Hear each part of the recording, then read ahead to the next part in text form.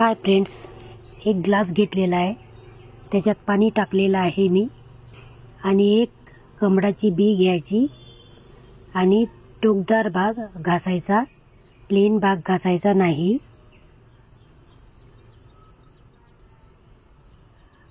आणि मी दुसरी प्रोसिजर पण केलेली आहे.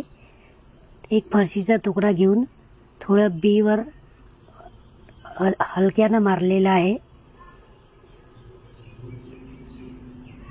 जी बी हलकी असली म्हणजे खराब असली ती वर येते, ती वापरायची नाही, आणि जी बुडात बसली ती वापरायची.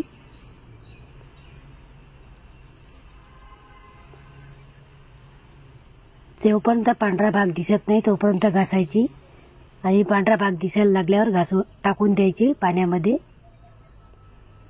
त्याला 2 दिवसानंतर कोंब आलेला आहे. तसं 1 दिवसाआड पाणी रोज बदलवायचं,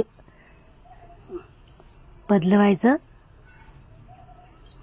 आणि 4 दिवसानंतरचा रिझल्ट असंच मूड आणि पाण्या येतपर्यंत पाणी चेंज करत राहायचं आहे आपल्याला.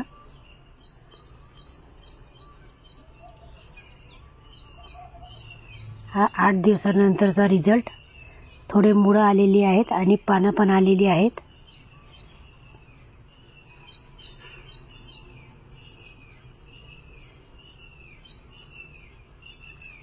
बघा, आता ते लावण्यालायक झालेलं आहे.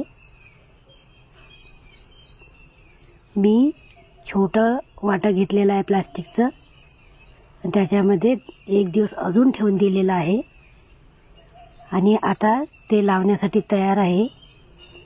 थोडी काळी माती शेतातली टाकलेली आहे, त्याच्यात ते लोटसचं रोप टाकलेलं आहे, आणि त्याच्यावर थोडी थोडी रेती टाकून दिलेली आहे, आणि हलक्याने पाणी सोडलेलं आहे, कारण आतमधली माती बाहेर येऊ नये.